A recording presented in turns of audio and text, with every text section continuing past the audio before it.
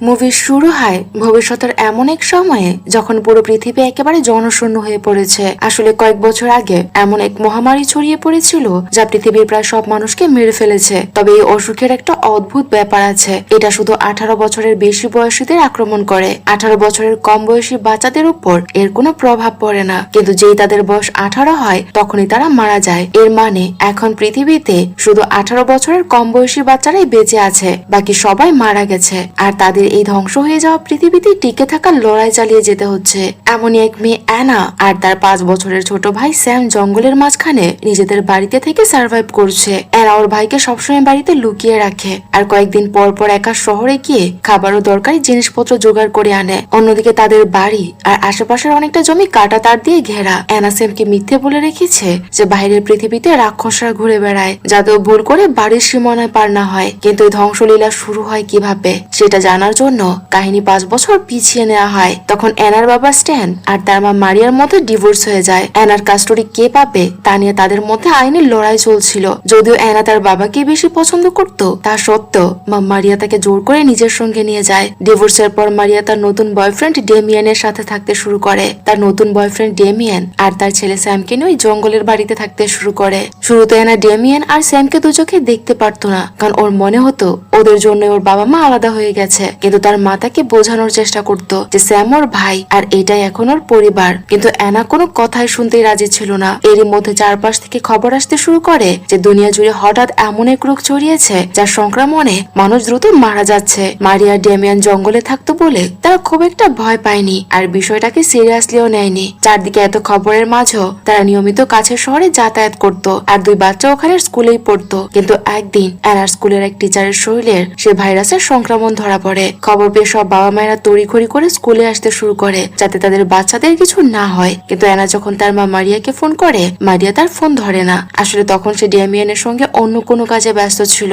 School থেকে একে একে সব বাচ্চা চলে যায়, শুধু পড়ে থাকে অ্যানা আর স্যাম। তাদের নেওয়ার জন্য কেউ আসেনি দেখে এক টিচার তাদের একা না ছেড়ে নিজের গাড়িতে করে বাড়িতে পৌঁছে দিতে চায়, যদিও সে বাড়ির সঠিক রাস্তাটা জানতো না আর ছোট অ্যানাও ঠিকঠাক রাস্তা চিনিয়ে দিতে পারছিল না। এদিকে মারিয়া ওই টিচারের ফোনও তুলছিল না। রাস্তা চিনতে না পেরে টিচার মাঝপথে গাড়ি থামিয়ে একটা রেস্টুরেন্টে ঢুকে সাহায্য চাওয়ার জন্য, কিন্তু তাদের কপাল খারাপ। সেই সময় একটা কাপড় পরিস্থিতির সুযোগ নিয়ে রেস্টুরেন্টে লুট করছিল। পালানোর সময় তারা ওই টিচারকে ছুরি মেরে চলে যায়। এর ফলে ছোট অ্যানা আর স্যাম মাঝ রাস্তায় একেবারে একা হয়ে পড়ে। এদিকে বাড়িয়া মারিয়া খেয়াল করে যে ডেমিয়ানের শরীরেও ঠিক সেই রকম দাগ ফুটে উঠেছে যা নিউজে দেখা যাচ্ছিল। তার মানে যে সেও সংক্রমিত। মারিয়া আতঙ্কিত হয়ে তাকে তৎক্ষণাৎ বাড়ি থেকে চলে যেতে বলে, কারণ মারিয়ার ভয় ছিল যে ডেমিয়ানের থেকে যদি তার শরীরে এই রোগ ছড়ায় তবে বাচ্চাদের দেখাশোনা করবে কে। ডেমিয়ান অবশ্য বিষয়টাকে পাত্তা দিচ্ছিল না, উল্টো বলছিল যে মারিয়া অযথাই তুমি ভয় পাচ্ছ। ঠিক তখনই মারিয়া নিজের ফোনে স্কুলের অনেকগুলো মিসড কল দেখতে পায়। ভাগ্য ভালো চোখ খুঁজতে বেরোনোর পর রাস্তার মধ্যেই বাচ্চাদের নিরাপদে পেয়ে যায় আর নিজের গাড়িতে করে বাড়িতে ফিরিয়ে আনে। সেদিন রাতে অ্যানার আসল বাবা স্ট্যান ওদের ওই জঙ্গলের বাড়িতে হাজির হয়, তবে মারিয়া তাকেও ভেতরে ঢুকতে বাধা দেয়। স্ট্যান বাইরে থেকেই জানায় যে মহামারীর খবর এতদিন টিভিতে শোনা যাচ্ছিল তা হঠাৎ করে পুরো শহরে দাবানলের মতো ছড়িয়ে পড়েছে। স্ট্যান পরিষ্কার করে দেয় যে তিনি ভেতরে ঢুকতে চান না, তবে মারিয়াকে সাবধান করতে এসেছে। সে বলে যে মারিয়া যেন কোনোভাবে আর শহরে না যায়, কারণ এই রোগ কল্পনাতীত ভয়াবহ। সে অনুরোধ করে যে মারিয়া যেন এখানে লুকিয়ে থেকে তাদের মেয়ে অ্যানাকে সুরক্ষিত রাখে। এরপর নিজের মেয়েকে শেষবারের মতো বিদায় জানিয়ে স্ট্যান গাড়িতে গিয়ে বসে আর সেখানেই সে মৃত্যুর কোলে ঢলে পড়ে। এই ঘটনার 2 সপ্তাহের মধ্যেই এই ভাইরাসটি চারদিকে মহামারী আকার ধারণ করে। মারিয়াও সংক্রমিত হয়ে পড়ে। স্ট্যানের সতর্কবার্তার পর সে শহরে না গেলেও ওই দিন ডেমিয়ানের সংস্পর্শে থাকায় তার শরীরেরও ভাইরাস ঢুকে গেছে। ততদিনে সবাই জেনে গেছে যে এই রোগ শুধু বড়দেরই হচ্ছে, অর্থাৎ খুব শীঘ্রই পৃথিবী থেকে বড়রা সব শেষ হয়ে যাবে। নিজের মৃত্যু ঘনিয়ে আসছে দেখে মারিয়া তার 2 সন্তানের জন্য ভবিষ্যতের সব প্ল্যান লিখে একটা নোট তৈরি করে। এই নতুন ধ্বংসপ্রাপ্ত পৃথিবীতে তারা কিভাবে টিকে থাকবে, খাবার জোগাড় থেকে শুরু করে নিজেদের নিরাপদ রাখা সব কৌশলের কথা মারিয়া একটি ডায়েরিতে লিখে রাখে। এরপর সে অ্যানাকে বোঝাতে শুরু করে যে যেহেতু অ্যানা এখন বড় তাই তাকেই নিজের আর তার ছোট ভাই স্যামের দায়িত্ব নিতে হবে। সেই থেকে আজ 5 বছর ধরে অ্যানা তার ছোট ভাই স্যামের সাথে ওই বাড়িতেই থাকছে। জঙ্গলটা বেশ গভীর হওয়ায় সেখানে কেউ পৌঁছাতে পারেনি। মারিয়ার শিখিয়ে দেওয়া পথ মেনেই গত 5 বছর ধরে অ্যানা নিজেকে আর ভাইকে সামনে রেখেছে। তবে স্যাম যাতে ভুল করে বাড়ির সীমানা পার না হয় তাই অ্যানা ওকে মিথ্যে করে বলে রেখেছে যে বাইরে রাক্ষসরা ঘুরে বেড়াচ্ছে। পরদিন ভোরে অ্যানা আবার একাই পাশের শহরে যায় খাবার আর প্রয়োজনীয় জিনিসপত্র আনার জন্য। সেখানে গিয়ে লক্ষ্য করে যে বাচ্চাদের অনেকগুলো দল তৈরি হয়েছে যারা খাবার না পেয়ে ভাঙচুর চালাচ্ছে। আসলে পৃথিবীতে কোনো বড় মানুষ বেঁচে নেই বলে বাচ্চারা এখন নিজেদের আলাদা আলাদা গ্রুপ তৈরি করে নিয়েছে। আর এই পাল্টে যাওয়া দুনিয়ায় যে যার মতো বাঁচার চেষ্টা করছে। এই গ্রুপগুলোর মধ্যে খাবার আর পানি নিয়ে প্রায় মারামারি লেগে যায়। যেসব গ্রুপে একটু বেশি বয়সের ছেলে মেয়েরা আছে তারা ছোটদের উপর ছড়ি ঘুরিয়ে সবকিছু দখল করে রাখতে চায়। তবে অ্যানা আর ওর ছোট ভাই স্যাম এই নোংরা রাজনীতি থেকে অনেক দূরে ছিল। এমনকি ওদের গোপন আস্তানার কথা বাইরে কেউ জানতো না। শহরের একটা স্টোরে অনেকক্ষণ খোঁজাখুঁজি করার পর অ্যানা মাত্র একটা খাবারের প্যাকেট পায়, কিন্তু তখনই অন্য একটা গ্রুপের হাত থেকে সেটি ছিনিয়ে নেওয়ার চেষ্টা করে। অ্যানা বুদ্ধি খাটিয়ে তাদের একটা অফার দেয় যে ওদের কাছে থাকা জুসের বোতলটা দিলে ও তার খাবারের প্যাকেটটা ছেড়ে দেবে। তারা যখন নিজেদের মধ্যে কথা বলছিল ঠিক তখনই সেই সময়ের সব থেকে ভয়ঙ্কর বাচ্চাদের দল বলু গ্রুপ সেখানে হাজির হয়। এই গ্রুপের সদস্যরা নিজেদের সারা শরীরে নীল রং মেখে রাখে। আর এই ধ্বংসপ্রাপ্ত পৃথিবীতে তারাই সব থেকে হিংস্র। এই নতুন দুনিয়ায় টিকে থাকার একমাত্র মন্ত্র হলো যার দল যত বড় আর যে যত বেশি শক্তিশালী সেই নিরাপদ। অ্যানার বাকি বাচ্চারা ব্লু গ্রুপের হাত থেকে বাঁচতে আর নিজেদের খাবার রক্ষা করতে সেখান থেকে দৌড়ে পালায়। অ্যানার ওই এলাকার খুব ভালো জানা ছিল, তাই ও শুধু নিজে নয় বাকিদেরও পালাতে সাহায্য করে। অ্যানার এই সাহস আর বুদ্ধিমতী হওয়া দেখে পিয়ে নামের এক ছেলে ওর বন্ধু হতে যায়। পিয়ে জানায় যে বয়সে বড় হলো অন্য বাচ্চাদের মতো খারাপ নয়। সে অ্যানাকে সতর্ক করে দেয় যেন ও সবসময় ব্লু গ্রুপ থেকে দূরে থাকে, কারণ ওরা বড্ড নিষ্ঠুর। পথে যাওয়ার সময় তারা এমন একটা ছেলেকে দেখতে পায় যে সংক্রমিত হয়ে পড়েছে, কারণ তার বয়স সবে 18 হয়েছে আর সে এখন মৃত্যুর অপেক্ষায়। পিয়ের দয়া দেখিয়ে তাকে ওই মৃত্যু যন্ত্রণার কষ্ট থেকে মুক্তি দিতে নিজেই তাকে মেরে ফেলায়। অ্যানা অবশ্য ওর চেয়ে আলাদা, ও এসবের মধ্যে নেই। ওর একমাত্র চিন্তা হলো নিজেকে আর তার ভাইকে বাঁচিয়ে রাখা। পিয়ে নিজের বাইকে করে অ্যানাকে বাড়ির কাছাকাছি পৌঁছে দিতে চায়, কিন্তু অ্যানা ওকে নিজের বাড়ির সঠিক ঠিকানা বলে না, কারণ ওর ভয় ছিল যে পিয়ে পরে কখনো সুযোগ বুঝে ওদের বাড়িতে ঢুকে পড়তে পারে। যাওয়ার সময় পিয়ে বলে যায় যে অ্যানা যদি আবার দেখা করতে চায় তবে যেন সমুদ্রের ধারের এলাকায় তাকে খুঁজে নেয়। এদিকে বাড়িতে স্যাম একাই খেলছিল। একা থাকার অভ্যাস ওর হয়ে গেছে। খেলতে খেলতে আজও ভুল করে তার মায়ের সেই ঘরে ঢুকে পড়ে যেখানে ওর মা মারা গিয়েছিল। আজও বিছানায় তার কঙ্কাল পড়ে আছে। অ্যানার কাছে স্যাম এখন পড়তে আর লিখতে শিখে গেছে, তাই ও মায়ের রেখে যাওয়া সেই ডায়েরিটা পড়তে শুরু করে। সেখানে মারিয়া লিখেছিল যে অনেক পুরনো প্যাকেটজাত খাবার কিভাবে খেতে হয়। মারিয়ার পদ্ধতি ছিল প্রথমে খাবারটা শুকিয়ে দেখতে হবে, যদি গন্ধ খুব বেশি খারাপ হয় তাও ফেলা যাবে না, বরং সেটাকে আগুনে ফুটিয়ে বা সেদ্ধ করে খেতে হবে, কারণ আজকের দিনে এক মুঠো খাবারই হলো সবচেয়ে বড় সম্পদ। কিছুক্ষণ পর অ্যানা শহর থেকে ফিরে আসে ও স্যামের জন্য শহর থেকে আনা জুসের বোতল আর কিছু খেলনা উপহার দেয়। অন্যদিকে শহরের দুই ভাই মারিয়ার পোলকে দেখানো হয় তারা আসলে একটা এক্সচেঞ্জ স্টোর বা অদল বদলের দোকান খুলে বসেছে। কেউ যদি বাইরে থেকে খাবার এনে দেয় তবে তারা তার বদলে ওই বাচ্চাদের দরকারি অন্য জিনিসপত্র দেয়। বিপর্যয় শুরু হওয়ার পর থেকেই এই দুই ভাই একসাথে আছে আর এই নতুন পৃথিবীর কঠিন বাস্তবতার সাথে খুব দ্রুত নিজেদের মানিয়ে নিয়েছে। শুরুতে তো তারা বেশ কিছু বাচ্চা থেকে এই বলে ঠকিয়েছিল যে তাদের কাছে এই রোগের প্রতিষেধক আছে, কিন্তু এখন বড় ভাই পোলের বয়স 18 হয়ে গেছে,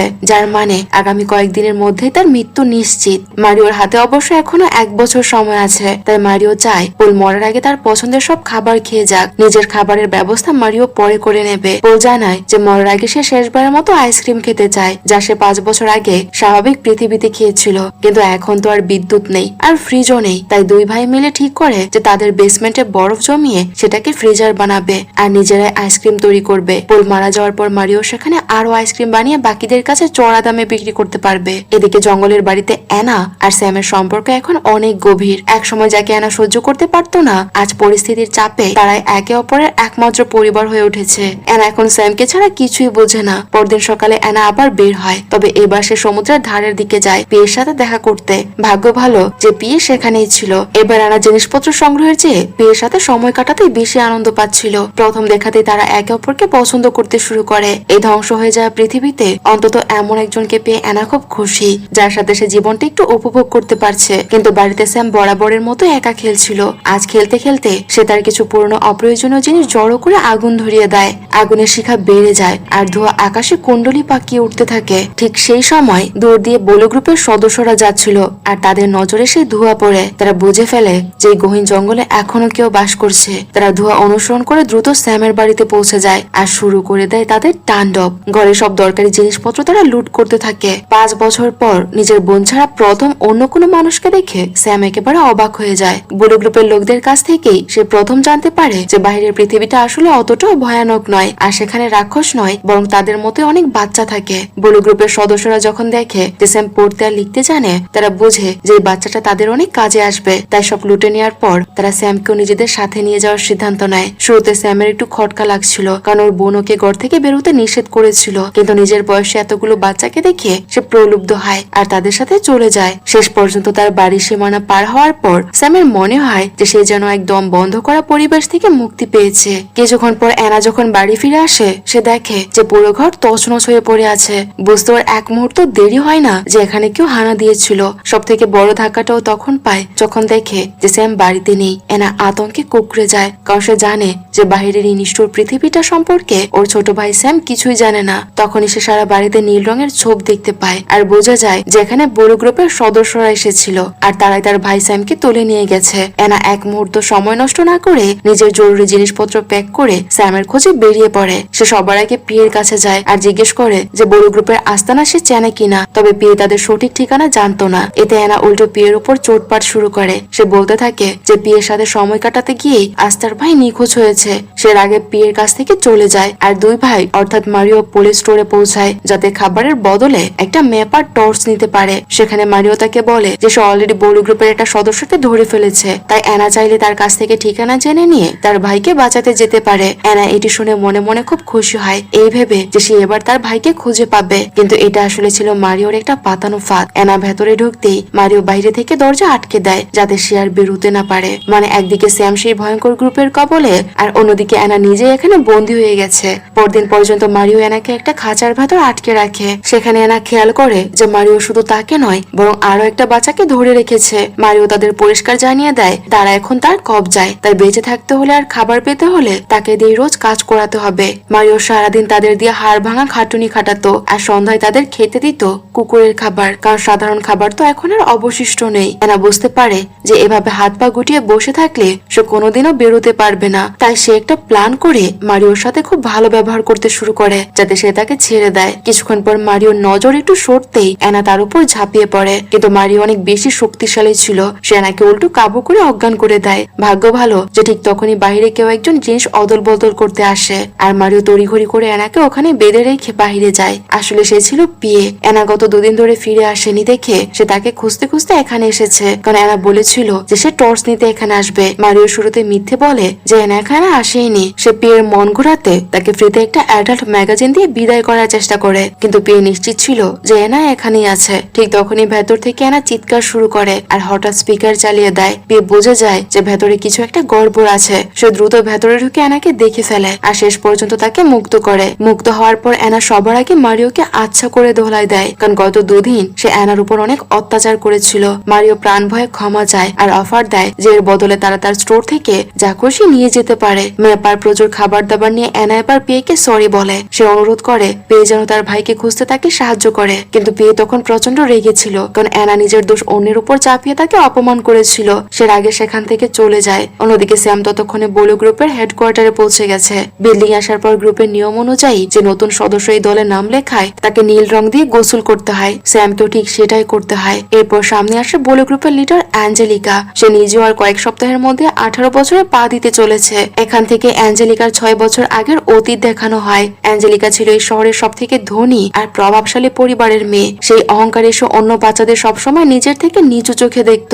তার গ্রুপের সব বন্ধুরাই ছিল বড়লোক ঘরের। একদিন ছোট অ্যাঞ্জেলিকা যখন তার বন্ধুদের সাথে খেলছিল তখন অন্য এক মেয়ে তাদের সাথে খেলতে আসে। নিজেকে সবার উপর জাহির করতে অ্যাঞ্জেলিকা ওই মেয়েটিকে একটা কঠিন চ্যালেঞ্জ দেয়। সে বলে যে মেয়েটি যদি উঁচু একটা প্ল্যাটফর্ম থেকে নিচে ঝাঁপ দিতে পারে তবে তাকে নিজেদের দলে নেওয়া হবে। অ্যাঞ্জেলিকার কথা রাখতে গিয়ে মেয়েটি উপর থেকে ঝাঁপ দেয় আর নিজে পড়ে তার মৃত্যু হয়। যেহেতু অ্যাঞ্জেলিকার পরিবার খুব শক্তিশালী ছিল তারা সবটা সামলে নেয় আর মেয়েটির পরিবারকে টাকা দিয়ে মুখ বন্ধ করে দেয় যাতে অ্যাঞ্জেলিকার কোনো বিপদ না হয়। কিন্তু আশ্চর্যের বিষয় হলো মেয়েটি শেষকৃত্যে যাওয়ার সময় অ্যাঞ্জেলিকা তার সম্পর্কে আজে বাজে কথা বলছিল। এত বড় একটা কাণ্ড ঘটানোর পরেও তার মনে কোনো অনুশোচনা ছিল না, উল্টো সে মেয়েটিকে বোকা বলে বিদ্রুপ করছিল। এই ঘটনার পরই মেয়েটির ভাই মনে মনে শপথ নেয় যে একদিন সে অ্যাঞ্জেলিকার উপর এর প্রতিশোধ নেবেই। এর কয়েক মাস পরে মহামারী ছড়িয়ে পড়লে সব বদলে যায়। বড়রা মারা যাওয়ার পর অ্যাঞ্জেলিকা তার বাবা মায়ের নদীর ধারের আলিশান বাড়িতে একা থাকতে শুরু করে। তার বাবা মা আগে থেকে সেখানে প্রচুর খাবার আর পানি মজুত রেখেছিল। একদিন সেই পুরনো বন্ধুরা তার উপর প্রতিশোধ নিতে হাজির হয়। যেহেতু তখন পৃথিবীতে কোনো বড় মানুষ বেঁচে ছিল না তাই তারা সবাই মিলে অ্যাঞ্জেলিকাকে যাচ্ছে তাই গালিগালাজ করে আর তার সারা গায়ে নীল রং ঢেলে দেয় যাতে অপমান সে সারা জীবন মনে রাখতে পারে। কিন্তু আজ 6 বছর পর অ্যাঞ্জেলিকা সেই নীল রংটাকেই নিজের গ্রুপের পরিচয় বানিয়ে নিয়েছে। বর্তমানে বোলো গ্রুপের ওই বিশাল বিল্ডিং বিল্ডিং এর সামনে বাচ্চাদের লম্বা লাইন দেখা যায়। সবাই এই দলে যোগ দিতে চায়, কারণ এটাই এখন সব থেকে শক্তিশালী গ্রুপ। তারা অন্যদের খাবার আর জিনিসপত্র ছিনিয়ে নিয়ে নিজেরা ভোগ করে। আজ শেষমেশ অ্যানাও সেখানে পৌঁছে যায়। শুরুতে সে লুকিয়ে ঢোকার চেষ্টা করলেও গেটে আটকে যায়। তখনই ও জানতে পারে যে আজ রাতে অনেক বাচ্চা লিডার অ্যাঞ্জেলিকাকে নাচ গান শুনিয়ে আনন্দ দেবে। অ্যানা সুযোগ বুঝে সেই পারফর্মারদের দলে মিশে ভেতরে ঢুকে পড়ে। সে আগে থেকে গান জানতো, তাই তার গান শুনে অ্যাঞ্জেলিকা তাকে ভেতরে থাকার অনুমতি দেয়। অ্যানা ঠিক এটাই চেয়েছিল। সে সুযোগ বুঝে চুপি চুপি ভেতরে গিয়ে তার ভাই স্যামকে খুঁজে বের করে। সে দেখে যে স্যামের সারা গায়ে নীল রং মেখে বাকিদের সাথে কাজ করছে। অ্যানা ঠিক করে যে সবার একটু নজর সরলেই সে স্যামকে নিয়ে এখান থেকে চম্পট দেবে। কিন্তু সেই রাতে অ্যাঞ্জেলিকার পার্টিতে এক অদ্ভুত ঘোষণা করা হয়। সবার সামনে বলা হয় যে তারা এমন একজন প্রাপ্তবয়স্ক মানুষকে ধরে ফেলেছে যার বয়স 18 বছরের অনেক বেশি, কিন্তু তবুও সে এখনো মরেনি। অর্থাৎ এই মানুষটি মরণ রোগের বিরুদ্ধে রোগ প্রতিরোধ ক্ষমতা বা ইমিউনিটি অর্জন করেছে, যদিও সবার সামনে তার মুখ তখনও দেখানো হয়নি। এদিকে পরদিন ভোরে অ্যানা তাড়াতাড়ি ঘুম থেকে উঠে সে স্যামের কাছে গিয়ে তাকে চুপি চুপি এখান থেকে পালানোর কথা বলে। কিন্তু স্যাম তাকে সাফ জানিয়ে দেয় যে সে আর ফিরে যাবে না, কারণ বাড়িতে সে সারাক্ষণ একা থাকতো। আর এখানে প্রথমবার সে নিজের বয়সে অনেক বন্ধু পেয়েছে। ঠিক তখনই ব্লু গ্রুপের সদস্যরা এসে অ্যানাকে ধরে ফেলে, কারণ সে তাদের দলের একজনকে নিয়ে পালানোর চেষ্টা করছিল। তারা অ্যানাকে সরাসরি তাদের লিডার অ্যাঞ্জেলিকার কাছে নিয়ে যায়। লিডার অ্যাঞ্জেলিকা খুব দ্রুত সব সত্যি জেনে ফেলে। স্যাম যে অ্যানার ভাই আর অ্যানা তাকে উদ্ধার করতে এসেছে সেটা আর গোপন থাকে না। অ্যাঞ্জেলিকা তখন স্যামকে নিজের কাছে আটকে রাখে আর অ্যানাকে পালানোর জন্য মাত্র 10 সেকেন্ড সময় দেয়। শর্ত দেয় এই সময়ের মধ্যে ধরা পড়লে তাকে মেরে ফেলা হবে। নিজের প্রাণ বাঁচাতে অ্যানা দৌড়ে গিয়ে একটা পুরনো বিল্ডিং এর ভেতর লুকিয়ে পড়ে, কিন্তু দুর্ভাগ্যবশত সেখানে একটা সাপ তার হাতে কামড়ে দেয়। যন্ত্রণায় আর আতঙ্কে অ্যানা বাহিরে বেরিয়ে আসে আর বিষের প্রতিক্রিয়া সবার সামনেই সে জ্ঞান হারিয়ে ফেলে। কয়েক ঘন্টা পর যখন ওর জ্ঞান ফেরে সে দেখে যে ব্লু গ্রুপের বাচ্চারা তাকে ব্যাটারির সাথে বেঁধে রেখেছে। অ্যানার জ্ঞান ফেরার খবর পেয়ে অ্যাঞ্জেলিকা সেখানে আসে আর তার সাথে ছিল সেই রহস্যময় প্রাপ্তবয়স্ক মানুষটি যার নাম ক্যাট, যে 18 বছর পার করার পরেও বেঁচে আছে। অ্যাঞ্জেলিকা বলে যে সে নিজে অ্যানাকে শাস্তি দেবে, তবে তাকে একেবারে মারবে না, কারণ অ্যানার গান তার খুব পছন্দ হয়েছে। এরপর অ্যাঞ্জেলিকা নিজে অ্যানার সেই হাতটা কেটে দেয় যেখানে সাপ কামড়েছিল। নিজের একটা হাত হারিয়ে অ্যানা ভীষণ ভেঙে পড়ে। সে বুঝতে পারে যে মানুষগুলো কতটা নিষ্ঠুর। এখন অ্যানার মাত্র একটা হাত অবশিষ্ট ছিল, তবে ওই প্রাপ্তবয়স্ক মানুষটিকে দেখে তার মাথায় একটা বুদ্ধি খেলে যায়। সে ভাবে যে মানুষের মধ্যে এমন কি বিশেষ ব্যাপার আছে যার জন্য রোগটা তাকে মারতে পারছে না। সেটা যদি একবার জানা যায় তবে হয়তো সে এবং তার ভাইও চিরদিনের মতো বেঁচে থাকতে পারবে। এখান থেকে সে মেয়ে ক্যাটের অতীত দেখানো হয়। মহামারী ছড়িয়ে পড়ার আগে ক্যাট একজন ফ্যাশন ডিজাইনার হিসেবে কাজ করত। অ্যাঞ্জেলিকার বড় বোন জেনি প্রায় তার কাছে আসতো। ক্যাট জেনিকে খুব পছন্দ করত। একদিন জেনি এসে জানায় যে তার বিয়ে ঠিক হয়েছে আর সে চায় ক্যাটি যেন তার বিয়ের পোশাকটা তৈরি করে দেয়। প্রেজেন্টে ফিরে এসে দেখা যায় কিছুদিন পর অ্যানার হাতের যন্ত্রণা কিছুটা কমেছে। সে লক্ষ্য করে যে ক্যাট তার পাশের ঘরে বন্দী আছে। পালানোর পথ বন্ধ করতে ক্যাটের একটা পা সবসময় শিকল দিয়ে বেঁধে রাখা হয়। অ্যানা ক্যাটের সাথে বন্ধুত্ব বাড়াতে শুরু করে যাতে সে জানতে পারে যে ক্যাট কিভাবে অসুখ থেকে বেঁচে ফিরেছে। অ্যানার বিশ্বাস যে এটা নিয়ে তারা গবেষণা করতে পারলে তারা নিজেদের জীবন বাঁচাতে পারবে। এর মধ্যে একদিন স্যাম সবার চোখ এড়িয়ে অ্যানার কাছে আসে। সে কাঁদতে কাঁদতে তার কাছে ক্ষমা চায় যে তার জন্য আজ অ্যানাকে একটা হাত হারাতে হয়েছে। অ্যানা তাকে সান্ত্বনা দিয়ে বলে যে ওসব নিয়ে ভাবার দরকার নেই। সে শুধু চায় স্যাম এখান থেকে নিরাপদে বেরিয়ে যাক, কারণ এই লোকগুলো খুব নির্দয়, যে কোনোদিন স্যামকেও তারা মেরে ফেলতে পারে। অ্যানা স্যামকে বোঝায় যে সে তাকে বাহিরে বের করে দেওয়ার ব্যবস্থা করছে। সে বলে স্যাম যেন এখান থেকে পালিয়ে সমুদ্রের ধারের এলাকায় গিয়ে পিয়েকে খুঁজে বের করে আর অ্যানা না ফেরা পর্যন্ত ওখানেই থাকে। অ্যানার কথা মতো স্যামকে পিয়ের কাছেই থাকতে হবে। এরপর অ্যানা বিল্ডিং এর বাহিরে গিয়ে সবার নজর ঘোরানোর জন্য একটা গন্ডগোল পাকায় আর সেই সুযোগে পেছনের রাস্তা দিয়ে তার ভাই স্যামকে বের করে দেয়। এদিকে ক্যাট মনে করতে থাকে তার সেই পুরনো দিনগুলোর কথা, যখন মহামারী প্রথম ছড়িয়েছিল।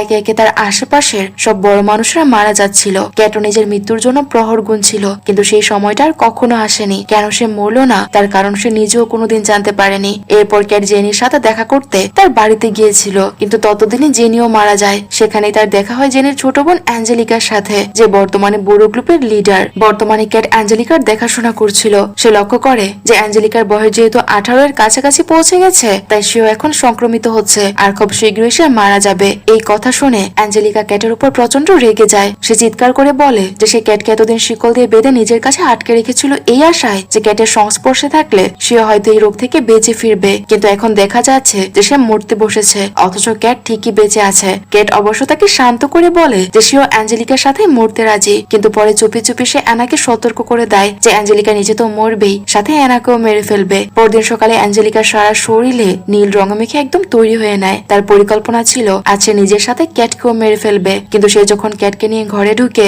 সে দেখে যে ক্যাট আগে থেকে মরে পড়ে আছে। পেছন থেকে অ্যানা এসে জানায় যে সেই ক্যাটকে মেরে ফেলেছে। রাগে অ্যাঞ্জেলিকা অ্যানার উপর ঝাঁপিয়ে পড়ে, কিন্তু ঠিক তখনই সবাইকে অবাক করে দিয়ে ক্যাট আবার জ্যান্ত হয়ে উঠে দাঁড়ায়। আসল ব্যাপার হলো অ্যাঞ্জেলিকা যেহেতু ক্যাটকে মারতে চেয়েছিল, তাই আগের রাতে ক্যাট আর অ্যানা মিলে এই মৃত্যুর নাটক সাজিয়েছিল। এরপর তারা দুজনে মিলে অ্যাঞ্জেলিকাকে ঝাপটে ধরে পানিতে ডুবিয়ে মেরে ফেলে। তারপর পুরো ব্লু গ্রুপের সামনে অ্যাঞ্জেলিকার মৃতদেহ দেখিয়ে ঘোষণা করে যে তাদের লিডার আর বেঁচে নেই। আজ থেকে এই গ্রুপের কোনো অস্তিত্ব থাকবে না। গ্রুপের বড় বাচ্চারা যে যার মতো চলে যায়, কিন্তু ক্যাট সিদ্ধান্ত নেয় যে সে সব ছোট বাচ্চাদের নিজে সামলাবে, কারণ তার বয়সে আর কোনো মানুষ তো পুরো পৃথিবীতেই বেঁচে নেই। অ্যানা, ক্যাট আর বাকিদের বিদায় জানিয়ে তার ভাই স্যামকে খুঁজতে বেরিয়ে পড়ে। পালানোর আগে সে স্যামকে সমুদ্রের ধারে পিয়ের কাছে যেতে বলেছিল, তাই অ্যানার আশা ছিল যে স্যাম নিশ্চয়ই পথ খুঁজে গিয়ে পিয়ের কাছে পৌঁছে গেছে। কিন্তু অন্যদিকে স্যাম তখনও উদ্দেশ্যহীন ভাবে ঘুরে বেড়াচ্ছে। শহরে 3 দিন কেটে গেল, সে পিয়ের দেখা পায়নি। এমনকি সে এখনো নিজেও জানে না যে শহরে ঠিক সে কোথায় আছে। অ্যানা যেহেতু পিয়ের আস্তানা চিনত, তাই সে সরাসরি সেখানে পৌঁছায়। কিন্তু সেখানে গিয়ে সে যা দেখে তার জন্য সে তৈরি ছিল না। পিয়ের বয়স 18 হতে চলেছে, তাই সেও শেষ পর্যন্ত সংক্রমিত হয়ে পড়েছে আর খুব শীঘ্রই সে মারা যাবে। মৃত্যুর সামনে যেন দুজনে ইমোশনাল হয়ে একে অপরকে জড়িয়ে ধরে। তখন অ্যানা বুঝতে পারে জোর ভাই স্যাম এখানে কখনোই পৌঁছায়নি। পিয়ে বলে যে যদিও ওর নিজের শরীর খুব খারাপ, তবুও সে স্যামকে খুঁজতে বেরোবে। জীবনের শেষ দিনগুলোতেও একা একা মরতে চায় না। এরপর দুজনে মিলে প্রথমে অ্যানার সেই পুরনো জঙ্গলের বাড়িতে যায়, কিন্তু স্যাম সেখানেও ছিল না। উপরন্তু এতদিন জনমানুষহীন থাকায় বন জানোয়াররা ঘরে ঢুকে সবকিছু তছনছ করে ফেলেছে। অগত্যা দুজনে মিলে স্যামকে খুঁজতে শহরের দিকে রওনা দেয়। সময়ের সাথে সাথে পিয়ের অবস্থা আরো খারাপ হতে থাকে। অ্যানা বলে যে মরার আগে পিয়ের কোনো শেষ ইচ্ছে থাকলে ও সেটা পূরণ করতে পারবে। পিয়ে জানায় যে সে মরার আগে শেষবারের মতো শহরের কাছের ওই পাহাড়ের উপর থেকে জীবন্ত আগ্নেয় গিরে দেখতে চায়। পিয়ের অবস্থা খুব আশঙ্কাজনক হওয়ায় অ্যানা তার কথায় রাজি হয়। দুজন একটা পুরনো গাড়ি নিয়ে পাহাড়ের দিকে এগোতে থাকে। রাত হয়ে যাওয়ায় তারা একটা পরিত্যক্ত বাড়িতে আশ্রয় নেয়। সেই রাতে কেউ ঘুমায়নি, কারণ তারা দুজনেই জানতো যে এটাই হয়তো পিয়ের জীবনের শেষ রাত। আজকের পৃথিবীতে মানুষের আয়ু মাত্র 18 বছর, আর সবাই এখন এই নিয়মের সাথে মানিয়ে নিয়েছে। পিয়ে আফসোস করে বলে যে অ্যানার সাথে ওর আরো আগে দেখা হওয়া উচিত ছিল। কথা বলতে বলতে একসময় তারা ঘুমিয়ে পড়ে। পরদিন সকালে যখন তারা আবার যাত্রা শুরু করে, পথে একটা তারের সাথে ধাক্কা লেগে তাদের বাইক উল্টে যায়। এটা পরিষ্কার ছিল যে কেউ ইচ্ছে করে রাস্তায় তার বেঁধে রেখেছে যাতে কেউ সামনে এগোতে না পারে। তখনই 4 জন লোক তাদের সামনে এসে দাঁড়ায়। অ্যানার বিয়ে বুঝে যায় যে বড় কোনো বিপদ আসছে। তারা পালানোর চেষ্টা করে, কিন্তু লোকগুলো তাদের ধরে ফেলে। তাদের লিডার অ্যানাকে টেনে বাহিরে এনে দেখায় জোড়া পিয়ের মুখের উপর একটা বক্স শক্ত করে বেঁধে দিয়েছে। লোকগুলো নিছক মজা করার জন্যই এই নিষ্ঠুর কাজটা করছিল। এরপর ওরা পিয়ে আর অ্যানাকে ছেড়ে দেয়। খানিকটা দূরে গিয়ে অ্যানা পিয়ের মুখ থেকে ওই বাক্সটা খোলার অনেক চেষ্টা করে, কিন্তু তাতে কোনো লাভ হয় না। পিয়ে যেহেতু জানে যে সে আর বাঁচবে না, তাই ও বাক্সটা নিয়ে তারা পাহাড়ের চূড়ায় পৌঁছায়। সেখানে পিয়ে তার শেষ সময়টা কাটানোর স্বপ্ন দেখছিল। সেখানে বসে থাকতে থাকতে রাত ঘনিয়ে আসে। পরদিন সকালে অ্যানার যখন ঘুম ভাঙে, সে দেখে যে পিয়ে নিচে পড়ে আছে। ঘুমের ঘরে হয়তো সে গড়িয়ে নিচে পড়ে গিয়েছিল। অ্যানা তড়িঘড়ি করে নিচে গিয়ে দেখে যে উপর থেকে পড়ার আঘাতেই পিয়ের মাথা থেকে ওই বক্সটা খুলে গেছে। পিয়ে শেষবারের মতো অ্যানাকে বিদায় জানিয়ে আকাশের দিকে তাকিয়ে থাকতে থাকতে শেষ নিঃশ্বাস ত্যাগ করে। অ্যানা পাথর দিয়ে পিয়ের শরীরটা ঢেকে দেয় আর ওর ভাইকে খুঁজতে বেরিয়ে পড়ে। পরের পুরো দিনটা স্যামকে খুঁজে না পেয়ে অ্যানা প্রায় আশা ছেড়েই দিয়েছিল। ওর মনে হচ্ছিল হয়তো ওর ভাইয়ের সাথে আর কোনোদিনই তার দেখা হবে না। কিন্তু ঠিক তখনই অলৌকিক ভাবে সে দেখে যে স্যাম উল্টো দিক থেকে হেঁটে আসছে। দুই ভাই বোন একে অপরকে জড়িয়ে ধরে। স্যামকে অক্ষত দেখে অ্যানা স্বস্তি নিঃশ্বাস ফেলে। এই পৃথিবীটা এখন এতটাই নিষ্ঠুর হয়ে গেছে যে মানুষ শুধু আনন্দের জন্য অন্যের ক্ষতি করছে। তবে অ্যানার মাথায় এখন একটা নতুন প্ল্যান আছে। অ্যানা প্রথমে স্যামকে সাথে নিয়ে তাদের মায়ের মরদেহের অবশেষে শেষকৃত্য সম্পূর্ণ করে, কারণ তারা এই জায়গা ছেড়ে চিরকালের জন্য চলে যাওয়ার সিদ্ধান্ত নিয়েছে। এরপর অ্যানা স্যামকে বলে যে যখন সে ব্লু গ্রুপের ক্যাটের কাছে বন্দী ছিল, তখন তার মাথায় একটা বুদ্ধি এসেছিল। যেহেতু ক্যাট 18 বছর পার করার পরও বেঁচে আছে, তার মানে তাদেরও বেঁচে থাকার একটা সম্ভাবনা আছে। প্ল্যান অনুযায়ী তারা একটা নৌকা জোগাড় করবে আর এখান থেকে দূরে কোনো দ্বীপে চলে যাবে, এমন এক দ্বীপে যেখানে তারা ছাড়া আর কেউ নেই। যেহেতু সংক্রমণ সাধারণত 18 বছর বয়সের আশেপাশে হয়, তাই হয়তো জনহীন নির্জন কোনো দ্বীপে তারা এই মরণ রোগ থেকে বেঁচে থাকতে পারবে। তারা দুজনে সমুদ্রের ধারে গিয়ে আশেপাশের মাছ ধরার দোকানগুলোতে নৌকা খুঁজতে শুরু করে, যা দিয়ে তারা এই শহর ছাড়তে পারবে। রাত হলে তারা একটা বিল্ডিং এর ভেতর আশ্রয় নেয়। তখন স্যাম কৌতূহল বশত জিজ্ঞেস করে যে তাদের মা দেখতে কেমন ছিল, কারণ স্যামের এখন আর কিছুই মনে নেই। তার কাছে তার মা মানেই হলো তার বোন অ্যানা। অ্যানা তখন স্যামকে বলতে শুরু করে যে কিভাবে সবার মৃত্যুর পর অসুস্থ মারিয়া সবসময় নিজের ঘরে বন্দী থাকতো। মারিয়াই অ্যানাকে সব শিখিয়েছিল যে কিভাবে ছোট স্যামকে খাওয়াতে হবে, কিভাবে তার ডায়পার পাল্টাতে হবে, সবকিছু। মারিয়া অ্যানাকে আরো বলেছিল যে সে যে ডায়েরিটা লিখেছে সেটা যেন অ্যানা কখনো না হারায়, কারণ সেই ডায়েরিতেই ধ্বংসপ্রাপ্ত পৃথিবীতে বেঁচে থাকার সব কৌশল লেখা ছিল। মারিয়া এও বলে গিয়েছিল যে সে মারা যাওয়ার পর বাচ্চারা যেন তার মৃতদেহ টেনে বাহিরে বের করার চেষ্টা না করে, বরং তারা যেন মরদেহের পাশে জানলাটা খুলে দেয় যাতে ঘরে দুর্গন্ধ না হয়, আর তারপর ঘরটা বাইরে থেকে তালা বন্ধ করে দিয়ে যেন সেখানে আর কখনো না ঢুকে তারা। মায়ের মৃত্যুর পর অ্যানা আর স্যাম পরবর্তী 4 মাস বাইরে একটা গাড়িতেই রাত কাটিয়েছিল। তারা শুধু খাবার নেওয়ার জন্য ঘরের ভেতরে যেত, বাকি সময়টা কাটাতো বাহিরেই। শুরুর দিকে ছোট স্যামকে সামলাতে অ্যানার খুব কষ্ট হতো, কিন্তু সময়ের সাথে সাথে স্যামই তার সব হয়ে ওঠে, কারণ স্যাম ছাড়া তার নিজের বলতে আর কেউ ছিল না। পরের 1 বছরে অ্যানা সব প্রতিকূলতা জয় করতে শিখে যায়, আর সে কোনোদিনও তার মায়ের সেই ঘরটা আর খোলেনি। বর্তমানে ফিরে এসে দেখা যায় সকাল হয়ে গেছে। অ্যানা আর স্যাম পরিত্যক্ত গাড়িগুলো থেকে দরকারি সব জিনিসপত্র জোগাড় করতে শুরু করে যা তাদের নৌকা বানাতে কাজে লাগবে। তবে স্যামের মনের একটা সংশয় জাগে। সে বলে যে তারা তো এই শহরেও শান্তিতে থাকতে পারে, আর 18 বছর পর তো কেউই বাঁচবে না। কিন্তু অ্যানা হাল ছাড়ার পাত্রী নয়। সে সমুদ্রের ধারে একটা বুড়ো হাতিকে দেখিয়ে স্যামকে বলে যে ওই হাতিটা যদি আজও বেঁচে থাকতে পারে তবে তারাও পারবে। তারা আশা ছাড়তে পারে না। শেষ পর্যন্ত তারা একটা ছোট নৌকা খুঁজে পায়। অনেক কষ্টে সেটাকে পানিতে ভাসিয়ে তারা নিজেদের সব জিনিসপত্র গুছিয়ে নিয়ে অজানার উদ্দেশ্যে যাত্রা শুরু করে। টানা 2 দিন তারা নির্বিঘ্নে ভ্রমণ করে, কিন্তু তৃতীয় দিনে তাদের কাছে পানীয় জল প্রায় ফুরিয়ে আসে। এই মধ্যে ভুলবশত স্যামের হাত থেকে তার মায়ের সেই ডায়েরিটা পানিতে পড়ে যায়। ডায়েরিটা উদ্ধার করতে স্যাম কোনো কিছু না ভেবেই পানিতে ঝাঁপ দেয়। ভাগ্য ভালো যে ঠিক তখনই অ্যানার ঘুম ভেঙে যায়, আর সে তৎক্ষণাৎ স্যামকে নিশ্চিত বিপদের হাত থেকে বাঁচিয়ে নেয়। অ্যানার চোখের সামনে ডায়েরিটা স্রোতে ভেসে যায়, কিন্তু অ্যানা স্যামকে সান্ত্বনা দিয়ে বলে যে ওটা নিয়ে চিন্তা করার কিছু নেই। সে ওই ডায়েরিটা অন্তত 100 বার পড়েছে, তাই সব কৌশল সে এখন মুখস্থ করে ফেলেছে। এরপর আরো 2 দিন কেটে যায়। টানা 4 দিন সমুদ্রে ভাসতে ভাসতে 2 ভাই বোনের অবস্থা শোচনীয় হয়ে পড়ে। পানীয় জলের পাশাপাশি তাদের খাবারও ফুরিয়ে এসেছে। তাদের আশা ছিল এতক্ষণে অন্তত কোনো একটা দ্বীপের দেখা তারা পাবে, কিন্তু চারপাশ জুড়ে পানি ছাড়া আর কিছুই নজরে আসছিল না। অ্যানার মনেও এবার খটকা লাগে যে সে কি তবে ভুল করেছে, তারা কি তবে অজানায় প্রাণ হারাবে। কিন্তু ঠিক পরদিন সকালেই এক অবিশ্বাস্য দৃশ্য তাদের চোখে পড়ে। যখন তাদের চোখ খোলে তারা দেখে যে সামনে একটা বিশাল জাহাজ দাঁড়িয়ে আছে। তারা নিজেদের ছোট নৌকাটি ছেড়ে দ্রুত সেই বড় জাহাজটিতে উঠে পড়ে। ভেতরে গিয়ে তারা দেখে যে সেখানে প্রচুর খাবারের মজুত রয়েছে। গত 2 দিন ধরে অভুক্ত থাকা অ্যানা আর স্যাম আগে প্রাণ ভরে খেয়ে নিজেদের খিদে আর তেষ্টা মেটায়। জাহাজের আরো ভেতরে গিয়ে তারা অবাক হয়ে লক্ষ্য করে যে সেখানে আস্ত একটা পরিবার বাস করছে। পুরো জাহাজটাতে তারা একটা সুন্দর বাড়ির মতো সাজিয়ে রেখেছে। আরো সামনে এগোতেই তাদের সাথে সেই পরিবারের দেখা হয়। সব থেকে বড় চমক হলো সেই পরিবারে বেশ কয়েকজন বয়স্ক মানুষও ছিল।